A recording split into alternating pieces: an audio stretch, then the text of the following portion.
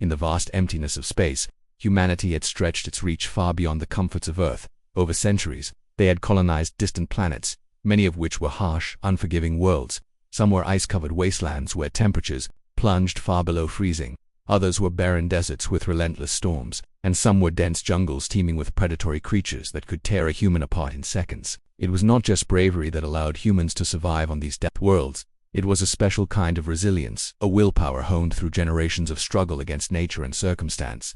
Among all these explorers, settlers, and soldiers, one fleet had risen to legendary status. The Deathworlders were not your average space fleet. They were humanity's deadliest, most elite warriors, trained and equipped to survive where others could not. While ordinary fleets were built to fight in space and maybe endure a few hostile conditions, the Deathworlders specialized in conquering the unconquerable. Their ships were engineered to withstand extreme temperatures, crushing gravity, toxic atmospheres, and unrelenting storms. Their crews were selected not just for skill, but for mental toughness and adaptability. They were trained to think and act quickly in life-or-death situations, often on planets where a single mistake could mean instant death. Over time, stories of their feats spread across human colonies, of them landing on molten worlds and defeating creatures that could crush a tank in a single blow, of them navigating asteroid fields that shredded ordinary ships like paper, and of them emerging victorious from situations where no one had expected survival to be possible. To most humans, the Deathworlders were both awe-inspiring and terrifying, a combination of heroism and raw, unflinching danger. It was during one of humanity's routine scanning missions near the edge of explored space that the SOS came at first. It appeared as a faint, irregular signal, distorted and broken. Deep space communications were never perfect, especially from far-off systems, so initially, human analysts weren't even sure what they were hearing. Then, as the signal stabilized, the message became chillingly clear. The aliens were calling for help. The transmission came from the Zephyrians, a peaceful species whose homeworld had never been of interest to humanity until now. The Zephyrians had thrived for millennia in their corner of the galaxy, developing advanced technology, art, and culture, but they were not warlike. They did not maintain armies or fleets capable of defending against large-scale threats. Their SOS was desperate, filled with fear, and it was evident that whatever was attacking them was something they could not handle. Human command immediately began to analyze the situation. Conventional fleets were considered, but every assessment concluded the same thing. No ordinary human force could survive what the Zephyrians faced. The threat was beyond normal comprehension. A predator or enemy with abilities that could overwhelm traditional defenses. That's when the Deathworlders were summoned. Their reputation had reached even the furthest human colonies, whispered in awe as the fleet that could survive the unsurvivable. For them, this was no ordinary mission. Being called upon was a rare honor, but also a sign that the danger was extreme. On board the Deathworlders' flagship, preparations began immediately. Crews checked every system, from life support to weapons calibration. While analysts tried to extract every detail from the alien SOS, the message was fragmented, broken into fragments that hinted at catastrophic destruction. Entire colonies had vanished, cities reduced to rubble, and survivors were clinging to life in hiding. The aliens described creatures that moved with terrifying speed and intelligence, attacking without warning and leaving no survivors behind. Every sentence, every transmission, carried the weight of desperation and fear. The Deathworlders listened silently, understanding that this was no drill, no routine scouting mission. This was survival itself on a scale they had rarely faced. The Deathworlders' fleet was unlike any other in the human armada. Each ship was a fortress, designed to sustain life in environments that would instantly kill ordinary humans. Hulls were reinforced to withstand meteoric impacts and energy blasts. Propulsion systems were designed to navigate both space and planetary atmospheres. Sensors could penetrate dense clouds, thick radiation, and shifting magnetic fields. The crews were trained in every conceivable combat scenario, from boarding actions to guerrilla-style warfare in jungle or desert conditions. Most importantly, they were trained to make impossible decisions in seconds, to act when hesitation meant death. Despite their preparedness, there was a somber mood among the fleet. Even veterans could not ignore the human cost of the mission ahead. They had seen destruction before, but the scale implied by the Zephyrians' message was unlike anything in recorded history. The creatures that had destroyed the alien worlds were unknown and unprecedented. And yet, the Deathworlders were calm, not because they underestimated the danger, but because they trusted their training, their ships, and each other. They had faced impossible odds before, and they had survived. Survival was their skill, their calling, their identity. As the fleet prepared to depart, families of the crew watched from the orbital stations, knowing many might not return. They understood that the Deathworlders' missions were often one-way trips, that the odds were stacked against them from the start. Yet, they also knew that humanity relied on these warriors when the universe itself seemed ready to destroy everything. Among the civilians and younger soldiers, there was awe and fear. and a deep understanding that legends like the Deathworlders, it existed not for glory, but because someone had to face the darkness. Finally, the fleet launched. They streaked across the void, faster than light could seem to allow, leaving behind stars and worlds they might never see again. As they traveled, they prepared for the unknown. Every member of the Death crew reviewed possible scenarios, equipment checks, and battle strategies. They studied the fragmented alien communications, piecing together patterns, and trying to predict what awaited them. They practiced drills for environments that were likely beyond human imagination: acidic swamps, firestorms, crushing pressures, toxic clouds. In their minds, they ran through every contingency. Every drill, every calculation, every decision was a step toward survival. What made the Deathworlders unique was not just their technology, or their training, or even their courage. It was their mindset. They embraced danger in a way few could understand. To most, a Deathworld was a place to avoid, a planetary grave waiting for the unwary. To the Deathworlders it was home, a proving ground, a place where skill, strategy, and courage could turn the tide against impossible odds. They thrived in adversity. They adapted, overcame, and survived. That was why they were humanity's last hope. As they approached the edge of the Zephyrian system, the reality of the situation settled in. On board every ship, silence reigned. No one spoke unnecessarily. They monitored the signal, piecing together the final hints of devastation. The planet they approached was scarred by firestorms, radiation belts, and debris from destroyed cities. The SOS had hinted at survivors, but how many, and in what condition, remained uncertain. The Deathworlders knew that the challenge ahead would test every skill they had ever learned. One miscalculation, one misstep, could mean the end not just of them, but of the alien species who had reached out in hope. Yet, even in the face of this uncertainty, the Deathworlders were resolute. They were not heroes in the traditional sense. They were survivalists, warriors and explorers rolled into one. Their mission was clear: survive, protect the innocent, and eliminate the threat that had brought this system to the brink of annihilation. And so, with engines humming, weapon systems ready, and minds sharpened for the fight of their lives, the Deathworlders crossed the final light years toward a call that only they could answer. In the vast, indifferent universe, they were humanity's shield, its sword, and its last line of defense against the darkness few had even imagined. As they closed in, the SOS signal grew stronger, more desperate, a reminder that lives hung in the balance. The Deathworlders were prepared, as always, but the enormity of what awaited was clear. For some, this mission might be the ultimate test, a point where survival, courage, and human ingenuity would be pushed to their absolute limits. But if anyone could face the unknown and emerge alive, it was these warriors. And so, they advanced into the unknown, the legends of humanity poised to confront an alien nightmare that few had ever survived. The journey to the Zephyrian system was not an easy one. Even for the Deathworlders, traveling through unexplored space came with dangers that could destroy entire fleets in a matter of moments. Asteroid fields stretched across their path like jagged teeth, some the size of mountains, spinning unpredictably through zero gravity, even at faster-than-light speeds. The smallest miscalculation could send a ship into collision, reducing it to molten fragments. On board the flagship, Captain Ria Kaur watched the navigation screens with unwavering focus, her eyes scanning every blip of data, every warning that flickered across the console. She had led countless missions before, but this one carried a weight unlike any other. Not only were they entering a system scarred by destruction, but they were racing against an enemy whose full power they could not even measure. The crew worked with a precision born of countless drills. Every officer knew their role. Every pilot knew the trajectory. Every engineer had a contingency plan for every possible system failure. Communication between ships and the fleet was continuous and precise. Even minor adjustments to course or speed were coordinated across multiple vessels, each relying on the other to survive. The Deathworlders had trained for this level of synchronization, but nothing in their exercises had fully prepared them for the enormity of what they were about to face. The Zephyrians' SOS messages hinted at a Redditor capable of not just killing, but erasing entire populations with frightening efficiency. It was a level of threat that even the Deathworlders had rarely encountered, and yet their determination never wavered. As they approached the outer boundaries of the system, the first signs of devastation became visible. From orbit, the Deathworlders could see scarred landscapes, enormous craters, and cities reduced to twisted metal and rubble. The sensors picked up residual radiation, the remnants of weaponized attacks that had burned entire continents to ash. The Zephyrians themselves were barely clinging to survival, hiding in caves, underground shelters, and improvised fortresses. Their civilization, once thriving and technologically advanced,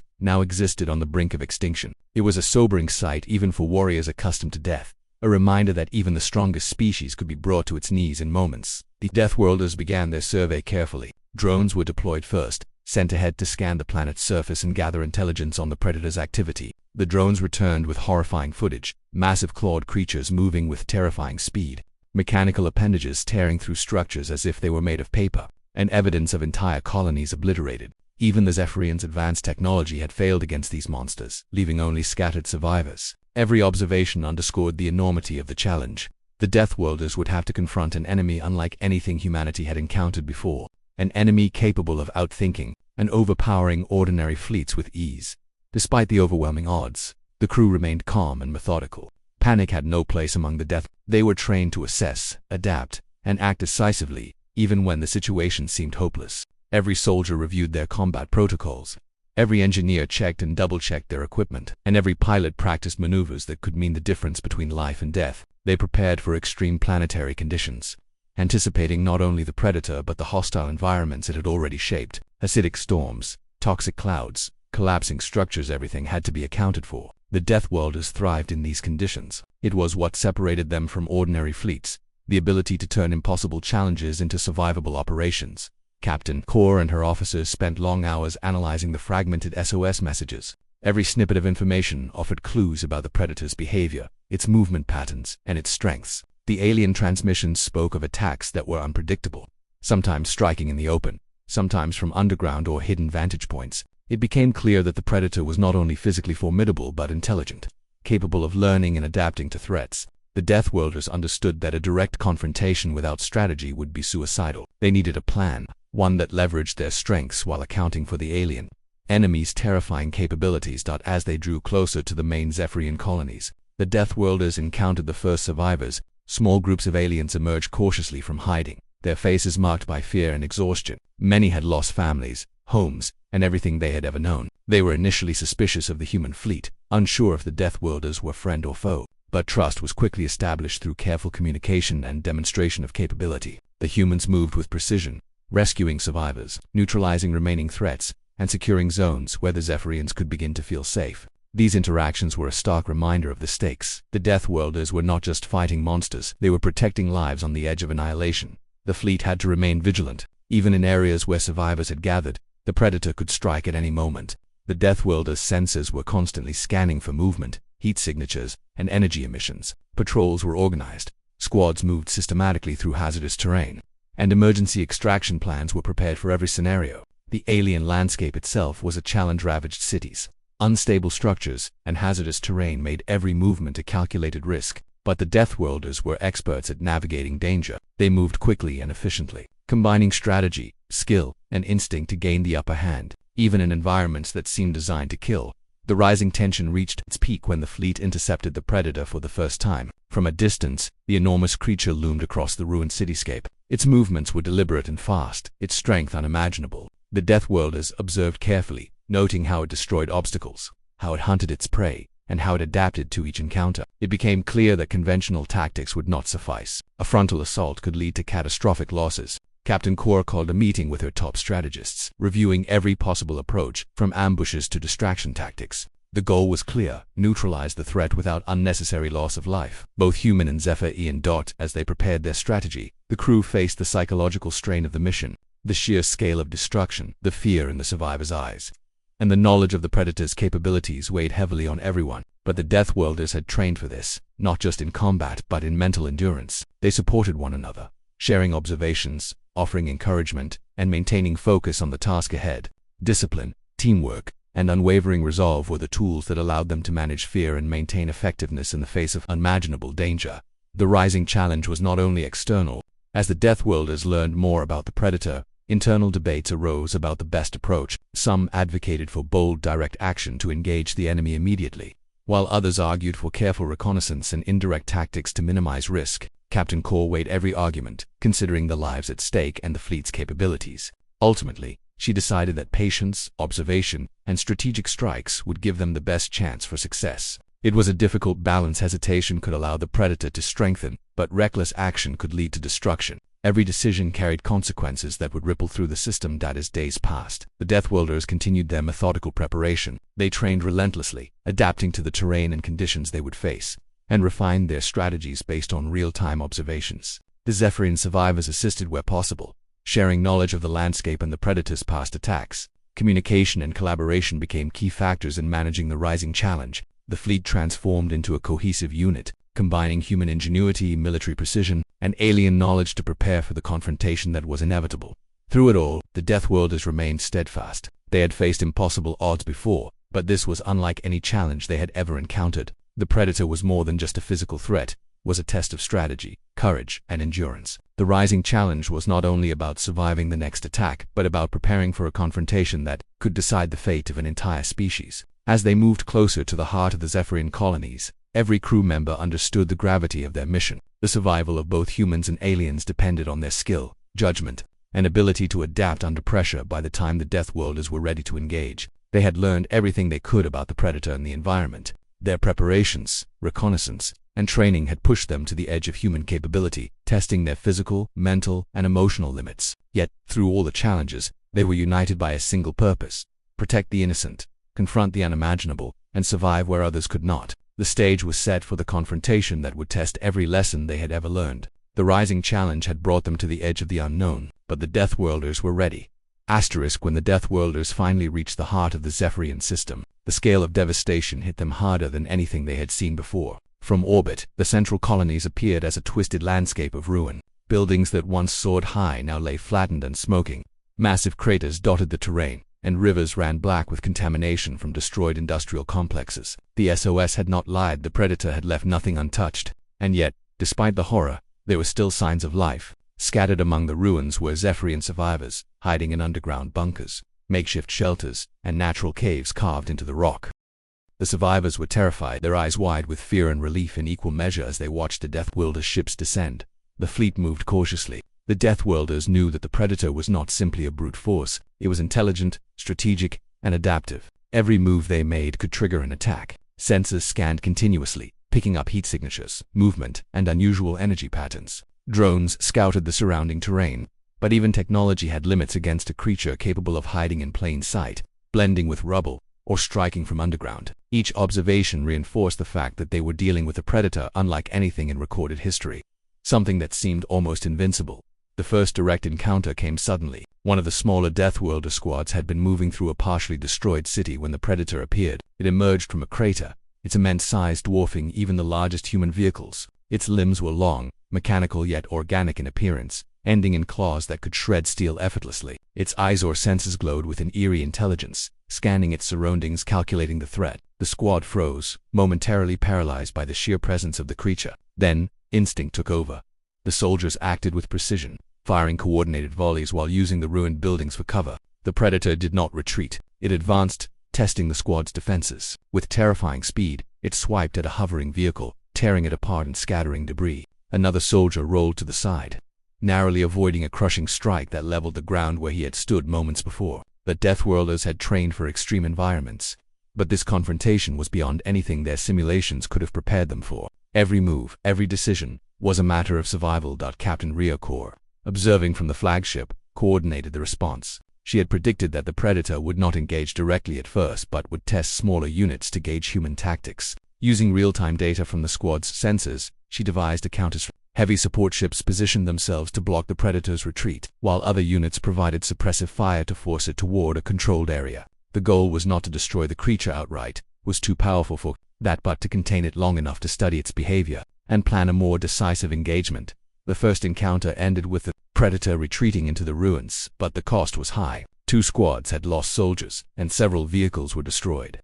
The survivors on the ground watched in awe and horror as humans fought with discipline, courage, and precision. For the Zephyrians, it was a revelation. These humans, known as the Deathworlders, were not ordinary soldiers. They were tacticians, survival experts, and warriors who thrived in situations that would kill anyone else instantly. As the fleet regrouped, it became clear that a new approach was needed. The Predator was more than just a threat, it was a test. Captain Kor called her top strategists for an emergency briefing. They reviewed sensor data, survivor reports, and the footage from the initial encounter. Patterns began to emerge. The Predator seemed to strike where the humans were most confident, exploiting openings and weaknesses in their formations. It used the environment to its advantage, collapsing structures, triggering explosions, and creating hazards that were almost as deadly as its own attacks. The Deathworlders realized that conventional warfare would not work. They needed ingenuity, adaptability, and a willingness to take calculated risks. The fleet began setting traps, using the ruins, drones, and remaining Zephyrian technology. They constructed bait zones designed to lure the Predator into controlled areas, Soldiers were trained to bait the creature, then retreat to positions where firepower could be concentrated without exposing themselves to unnecessary risk. Every maneuver was rehearsed, every potential outcome considered. It was a delicate balance. Too aggressive, and the predator could annihilate their forces. Too cautious, and it would continue to roam freely, endangering both humans and aliens alike. The Deathworlders thrived on this tension, drawing on their experience in Deathworlds where the environment itself was an enemy. Meanwhile, the predator continued to assert its dominance over the system. Smaller attacks occurred, almost nightly swarms of automated drones destroyed. Supply convoys ambushed, isolated human and Zephyrian units decimated. Each encounter reinforced a lesson that the creature was learning, adapting, and growing more dangerous with every strike. The Deathworlders had to evolve faster, constantly modifying their tactics to stay ahead. It became a deadly chess match, where one wrong move could cost dozens of lives. The human-alien coordination was tested to its limits. Zephyrian survivors provided invaluable intelligence, pointing out areas where the predator had attacked before, weak points in the terrain, and environmental hazards to exploit. Human engineers modified their weapons to deal with the creature's unique physiology. Pilots adapted to extreme flight conditions, learning to maneuver in unpredictable urban canyons and cratered wastelands. Every member of the Deathworlders fleet played a critical role, and every small victory reinforced the belief that survival was possible. The escalation reached its critical moment when the predator struck the main survivor camp. Using underground tunnels, it bypassed external defenses and launched a sudden, devastating assault. Chaos erupted as Zephyrians scrambled to safety and Deathworlder squads engaged in fierce close-quarters combat. Explosions rocked the camp, fires spread rapidly, and the predator's overwhelming power seemed unstoppable. Captain Core had anticipated this move. She had prepared rapid deployment teams to respond to breaches, and the Deathworlders executed their plan with precision. Units moved in from multiple directions, coordinating suppressive fire and diversion tactics to isolate the predator from vulnerable survivors. The battle was intense and unrelenting. Every second counted. Soldiers risked their lives to save Zephyrians trapped in collapsing structures. Vehicles were maneuvered to block the predator's paths, while others provided cover fire. The creature's intelligence became apparent. It was predicting human movements, adapting to their strategies, and forcing them to improvise constantly. The Deathworlders, however, were experts at improvisation. They had trained for Deathworld's environments where nature itself was a deadly opponent, and they applied the same skills to this alien predator. Every movement, every shot, every decision was calculated to maximize effectiveness and minimize loss. After hours of relentless combat, the predator retreated once more, leaving behind a scene of destruction but also evidence that the Deathworlders could survive and fight back. The escalation had tested every skill, every nerve, and every member of the fleet. They had faced the predator at its full strength, endured losses, and adapted under extreme pressure. The critical moment had revealed both the danger of the enemy and the extraordinary capability of humanity's deadliest fleet.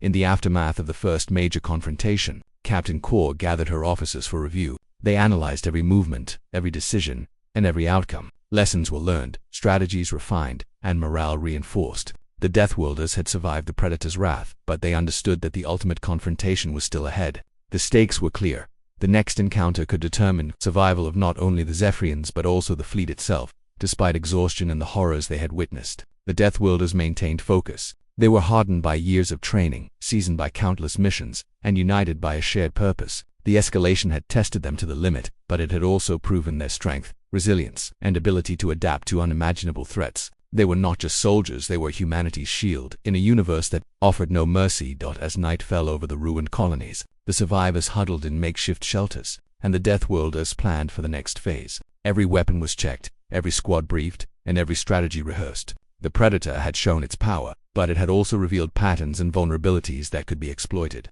The fleet knew that the next confrontation would be decisive. The escalation and critical moment had pushed them to the edge, and now, armed with knowledge, strategy, and determination, the Deathworlders prepared for the confrontation that would define the fate of the Zephyrians and prove once again why they were humanity's deadliest warriors. The Deathworlders had been preparing for this moment ever since they arrived in the Zephyrian system. The predator that had terrorized the alien civilization and devastated their colonies had shown its full power. And now it was time for humanity's deadliest fleet to act decisively. Captain Rhea Core reviewed every detail of the intelligence gathered from previous encounters. The patterns of the creature's attacks, its incredible speed and strength, and its adaptive behavior had all been studied meticulously. Every weakness, every opportunity, and every possible strategy had been considered. The plan they devised was bold, dangerous, and potentially the only way to neutralize the threat. The strategy relied on combining human ingenuity with Zephyrian knowledge of the planet. The survivors provided insights into the creature's previous attack zones, its hiding spots, and its behavioral tendencies. Using these data points, the Deathworlders constructed a trapper-controlled area where the predator could be lured, contained, and targeted with maximum firepower. It was a risky operation. If the predator detected the trap too soon, it could escape or retaliate, causing unimaginable destruction. But the Deathworlders had prepared for every scenario, rehearsing maneuvers, weapon deployments, and escape routes until every team knew their role by instinct. The first phase involved drawing the predator toward the designated zone. Using small, fast squads, the Deathworlders executed precise movements designed to catch its attention without engaging fully. These units acted as bait, creating signs of vulnerability while remaining supported by heavier units hidden nearby. The predator, true to its nature, detected the presence of prey and moved toward the decoy. Its enormous form cut through the ruined cityscape, claws smashing buildings and crushing vehicles that stood in its path. Every movement was calculated, deliberate, and terrifying in its display of raw power. As the predator approached the trap, other units moved into position. Heavy artillery, energy weapons, and precision drones were ready to strike the creature from multiple directions. The Deathworlders' engineers had adapted weapons specifically to exploit weaknesses in the predator's armor like exoskeleton. These modifications were based on observations from prior encounters, combining human technology with Zephyrian insights. The operation required perfect timing. The predator could not be allowed to reach escape routes or civilians. Every second counted, and every crew member understood that failure was not an option. The engagement began with the predator striking the bait. The decoy squads acted quickly, luring it into the zone with agility and calculated maneuvers. The predator, sensing vulnerability, attacked relentlessly, tearing through the decoy's positions. But as it entered the trap, Deathworlder units struck from multiple angles. Energy beams and projectile weapons targeted its joints and vulnerable points. Drones swooped in with precision strikes, exploiting weaknesses that only the Deathworlders could identify. The battlefield was chaotic, filled with explosions, debris, and the roar of the predator as it fought to survive. Despite the intensity of the battle, the Deathworlders maintained discipline and coordination. They had trained for environments where one wrong move meant death, and their expertise allowed them to operate as a single, unified force. Squad leaders communicated constantly, adjusting tactics in real time based on the predator's reactions. The creature was adaptive and intelligent, learning from each strike, but the Deathworlders had anticipated this. Their plan relied on continuous adjustment, exploiting patterns in the predator's behavior while minimizing risk to personnel and survivors. The fight pushed every member of the fleet to their limits. Pilots maneuvered ships in hazardous low-orbit trajectories to provide fire support while avoiding falling debris and energy blasts. Ground teams navigated ruins filled with hazards, using cover and movement tactics honed over years of surviving hostile environments. Engineers monitored weapon systems, recalibrating energy output to maintain effectiveness against the predator's increasingly adaptive defenses. Even as casualties mounted, the teams pressed on, driven by training, determination, and the knowledge that the Zephyrian civilization depended on their success. Hours into the engagement, the Deathworlders executed the final phase of the trap. The predator, weakened by sustained assault, was forced into a containment zone engineered with collapsible barriers, magnetic restraints, and heavy energy netting. These devices, previously tested in simulations but never in live combat, were activated precisely as the creature reached the center. It roared in frustration and fury, thrashing against the restraints, but the coordinated effort of the fleet kept it contained. The combination of strategy, precision, and technology proved successful. The predator could no longer escape, giving the Deathworlders the opportunity to neutralize it completely. With containment secured, the Deathworlders delivered the final strike. Precision energy weapons targeted the creature's vital systems, informed by careful study of its behavior and physiology. The assault was relentless and methodical. Every shot counted, every maneuver was calculated, and every team operated in perfect synchronization. The predator, despite its immense power and intelligence, could not withstand the coordinated human onslaught. Slowly, it succumbed, its movements slowing, its attacks weakening, until it finally collapsed, neutralized. The mission had succeeded, but not without cost. The battlefield bore the marks of intense combat. Vehicles were destroyed, structures ruined, and casualties were felt across the fleet. The Zephyrian survivors who had watched from their shelters emerged cautiously. They witnessed humans working with precision, bravery, and intelligence to confront a force that had destroyed everything they knew. Their awe was profound. The Deathworlders had not only survived against impossible odds, but had ensured the continuation of their civilization. Gratitude mixed with shock as the Zephyrians began to understand the full scale of what had just occurred. The predator, which had seemed invincible, had been neutralized through a combination of courage, strategy, and relentless determination. For the Deathworlders, the resolution was both a triumph and a lesson. They had confronted the unknown, faced an enemy beyond ordinary comprehension, and emerged victorious through discipline, teamwork, and adaptability. The battle had tested every skill, every instinct, and every ounce of human ingenuity. It had demonstrated the power of careful planning, observation, and coordinated execution in the face of overwhelming threats. Each member of the fleet had contributed to this success, from engineers who adapted weapons, to pilots who executed daring maneuvers, to soldiers on the ground who engaged in close-quarters combat. Even as the Predator lay defeated, the Deathworlders remained vigilant. They knew that the galaxy was full of unknown dangers, and survival often required constant awareness and preparedness. The Zephyrian colonies, though now safe from the immediate threat, had much work to rebuild and recover. The humans assisted where possible, providing medical aid, technology repairs, and security to prevent further attacks. The resolution of the mission extended beyond neutralizing the Predator. It involved ensuring that the survivors could begin to reclaim their homes and restore a sense of safety. Captain Core reflected on the mission as a whole. Every decision, every risk, every strategy had contributed to the successful outcome. The Deathworlders had proven why they were humanity's deadliest fleet, capable of surviving and triumphing where ordinary forces could not. The resolution had been achieved not through brute strength alone, but through intelligence, preparation, and the willingness to act decisively when the stakes were highest. It was a victory that would be remembered not just for the defeat of the Predator, but for the skill, bravery, and determination of the human forces who had made it possible. As calm returned to the Zephyrian system, the fleet began systematic cleanup and support operations. Damaged structures were stabilized, survivors were provided with shelter and resources, and essential systems were repaired. The Death coordinated with the Zephyrians to identify areas of ongoing risk, ensuring that no secondary threats could exploit the recent chaos. The resolution extended beyond the battlefield, encompassed recovery, safety, and the reassurance that humanity's deadliest warriors had succeeded in protecting an entire species from extinction. In the end, the resolution of this phase of the mission highlighted the unique qualities of the Deathworlders. They were disciplined, strategic, and fearless. They had faced an enemy that seemed unbeatable, and through intelligence, coordination, and courage, they had prevailed.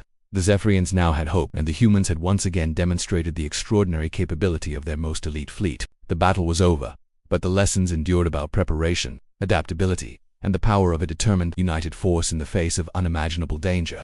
The galaxy, while still vast and full of threats, had witnessed a moment where human skill and determination overcame the impossible. The battle was over, and for the first time in weeks, a fragile calm settled over the Zephyrian system.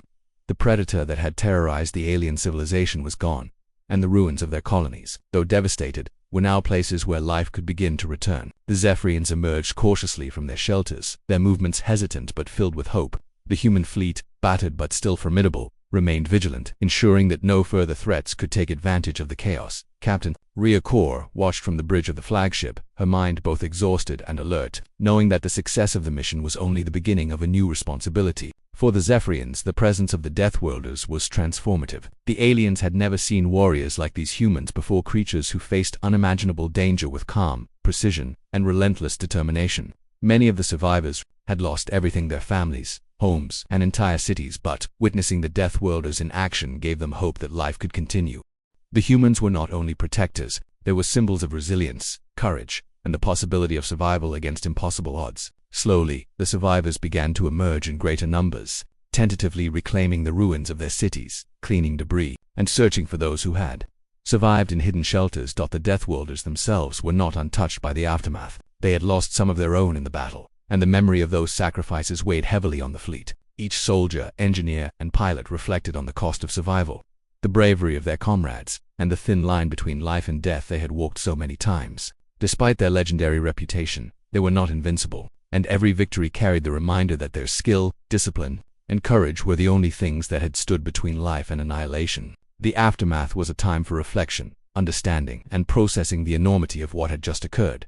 The human and Zephyrian teams worked side by side to stabilize the system. Temporary shelters were constructed for displaced survivors. Essential resources such as water, food, and medical supplies were distributed, and communication networks were restored to allow coordination and recovery. The Deathworlders, trained for survival and strategy, applied their skills in ways beyond combat. They organized supply chains, repaired infrastructure, and trained the Zephyrians in basic defense and survival techniques. In this way, the aftermath of the mission was as much about rebuilding and teaching as it was about victory. The survivors learned that, even in the face of overwhelming danger, preparation, strategy, and collaboration could make the difference between life and death. Among the fleet, stories of the battle and its resolution spread quickly. Pilots recounted daring maneuvers through falling debris and energy blasts. Engineers shared how they adapted weapons in the heat of combat to exploit the predator's weaknesses. Soldiers described close-quarter confrontations where every movement, every shot, and every decision was critical. Each story reinforced the reality of what the Deathworlders had accomplished. Their bravery, skill, and unwavering resolve had saved an entire civilization.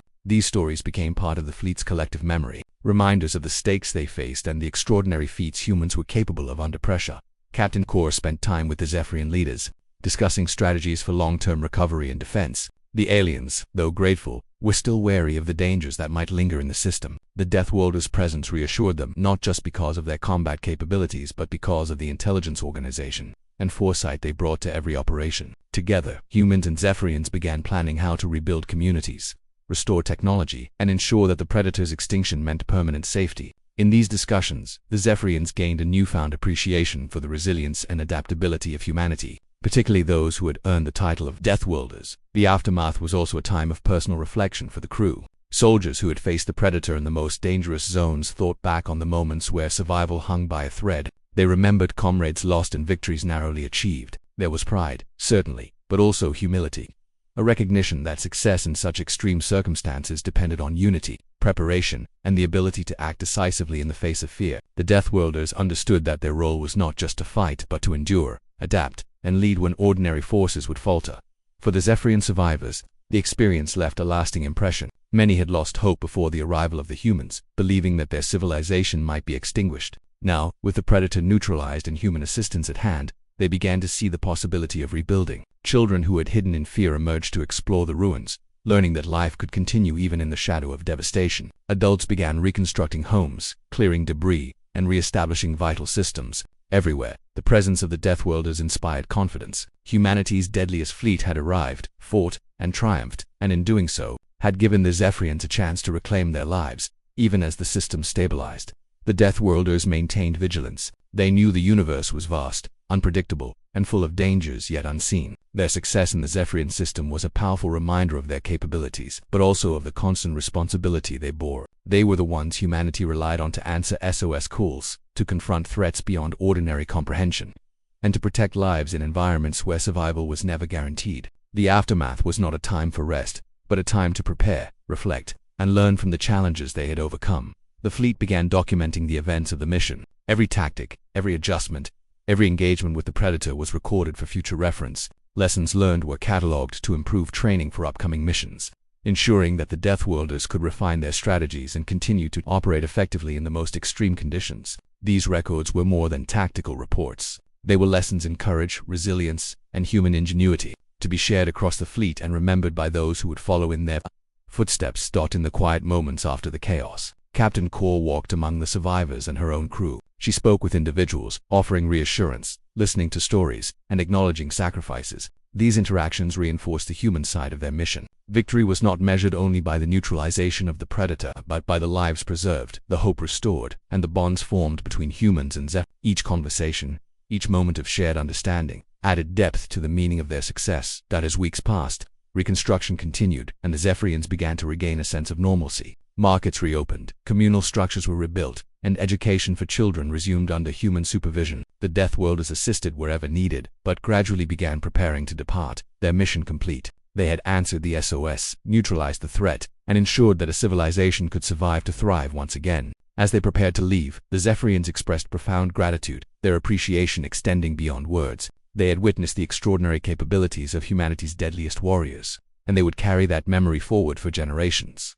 For the crew, leaving the Zephyrian system was bittersweet. There was pride in what had been accomplished, but also the lingering weight of loss and the knowledge of danger that awaited elsewhere in the galaxy. They had faced a challenge few could imagine, and had succeeded through intelligence, skill, and unwavering courage. The aftermath of this mission reinforced the unique qualities of the Deathworlders, the ability to endure extreme conditions, adapt to unknown threats, and act decisively when lives hung in the balance. The reflection that followed was not just personal, but collective. The fleet reviewed their actions, celebrated successes, acknowledged mistakes, and honored those who had been lost. Every member understood that survival in the universe depended on unity, preparation, and courage under pressure. They had confronted the unimaginable, and the experience had strengthened their resolve, sharpened their skills, and deepened their understanding of what it meant to be humanity's deadliest fleet. As the Deathworlders departed the Zephyrian system, the survivors watched them go, carrying a mixture of gratitude and hope. The Predator was gone, their cities bore scars, but the lessons of resilience and courage remained. The humans had shown that even in the darkest, most dangerous corners of the universe, life could be protected,